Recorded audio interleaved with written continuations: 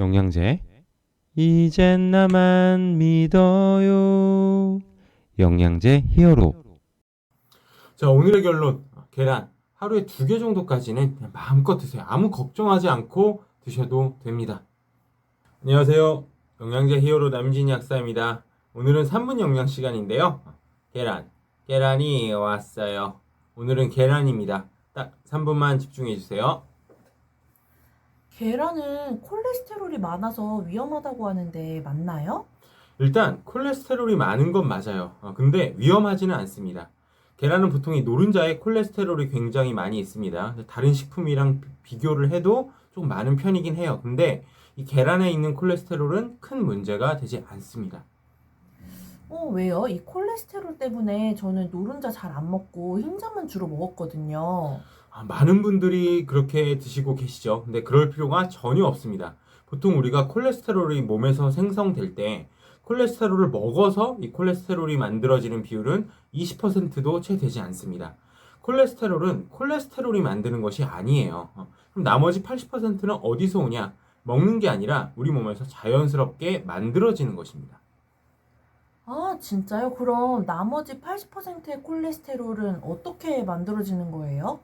이제 내인성 경로라고 해서 간에서 중성지방을 활용해서 만들어집니다.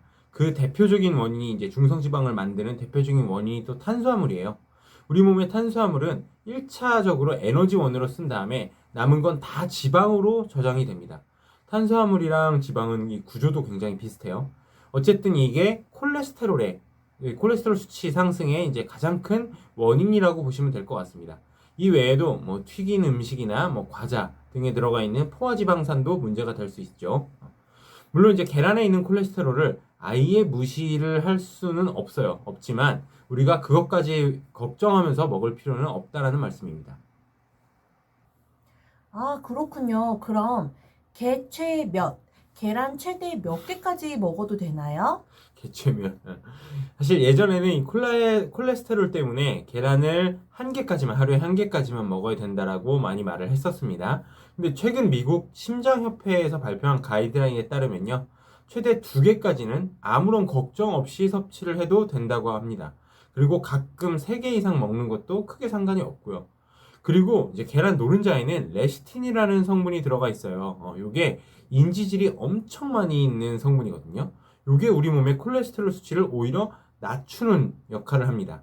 식약처에서도 그 기능성을 인정을 하였어요. 이 레시틴의 기능성을 콜레스테롤 수치 개선을 할 수 있다라고. 그래서 오히려 계란을 열심히 먹는 사람들이 좋은 단백질을 먹고 콜레스테롤 수치도 낮출 수 있는 것입니다. 아예 몰랐어요. 노른자, 엄청 좋네요. 예, 참고로 계란 노른자에는 이런 레시틴 성분뿐만이 아니라 다른 영양소도 굉장히 풍부하게 존재합니다. 거의 종합 비타민 수준으로 되어 있어요. 이게 계란의 영양소랑 그 다음에 함량 수치거든요. 보시면은 거의 뭐 비타민 A, B, C, D, E부터 시작해서 뭐 다른 영양소, 미네랄, 그 다음에 아미노산, 뭐 단백질 뭐 이런 것들이 다 들어가 있습니다.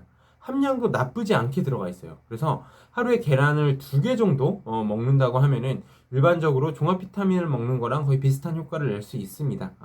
근데 이거는 이제 참고로 다 흰자가 아닌 노른자에 들어가 있는 영양소들이기 때문에 이제 흰자가 아닌 노른자만 드셔야겠죠. 아, 이제 1일 1계란, 아니, 1일 2계란 해야 되겠어요.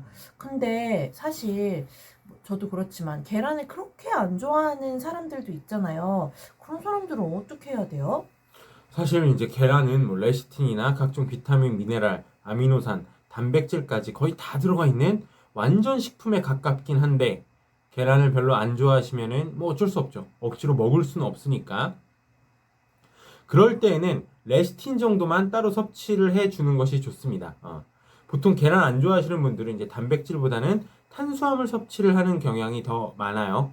이럴 때는 아까 말씀드린 것처럼 콜레스테롤 수치가 문제가 될 수 있기 때문에 레시틴 정도만 따로 섭취를 해주면 됩니다. 그리고 실제로 계란 관련해서 식약처 기능성을 인정받은 거는 이제 레시틴, 난황 레시틴이 거의 유의를 합니다. 아, 그렇군요. 그럼 레시틴 영양제는 계란 몇 계란 같은 거예요? 이제 보통 계란 노른자에 보면은 이 레시틴, 인지질이 1100mg에서 한 1500mg 정도 들어가 있습니다. 그리고 이제 우리가 먹는 레시틴 영양제 있잖아요. 이 영양제는 인지질이 한 1440mg 정도 들어가 있어요. 그러니까 계란 한 알이랑 그다음에 영양제 1일 하루치 요거랑 거의 같다라고 보시면 될 것 같습니다. 계란에도 레시틴이 꽤 많이 들어가 있긴 하죠. 그래서 매일 계란을 챙겨 드시는 분들은 굳이 레시틴 영양제를 안 드셔도 되고요. 매일 계란을 챙겨 드시기 조금 번거로우신 분들은 영양제로 섭취를 하시면 됩니다. 참고로 이제 영양제로 만들어지는 레시틴 같은 경우는요, 보통 콩에서 추출한 레시틴으로 만들어집니다. 계란으로 하면 단가가 너무 높아지기 때문입니다. 콩에도 레시틴이 굉장히 풍부하게 들어가 있거든요. 아, 근데 마지막으로 궁금한 거 하나 있어요. 네. 그럼 이 레시틴, 인지질 함량이 많은 계란을 고르는 방법이 혹시 따로 있을까요?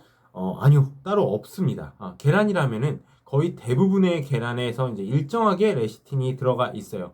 뭐 유정란이든 무정란이든 큰 차이 없고요. 뭐 딱 어떤 인증받은 계란이나 무항생제 계란이나 이런 것들이랑 일반 계란이랑 큰 차이 없이 다 레시틴은 고르게 들어가 있다라고 보시면 될 것 같습니다. 아, 알겠습니다. 오늘도 좋은 정보 감사합니다. 네, 감사합니다. 이상 영양제 히어로였습니다.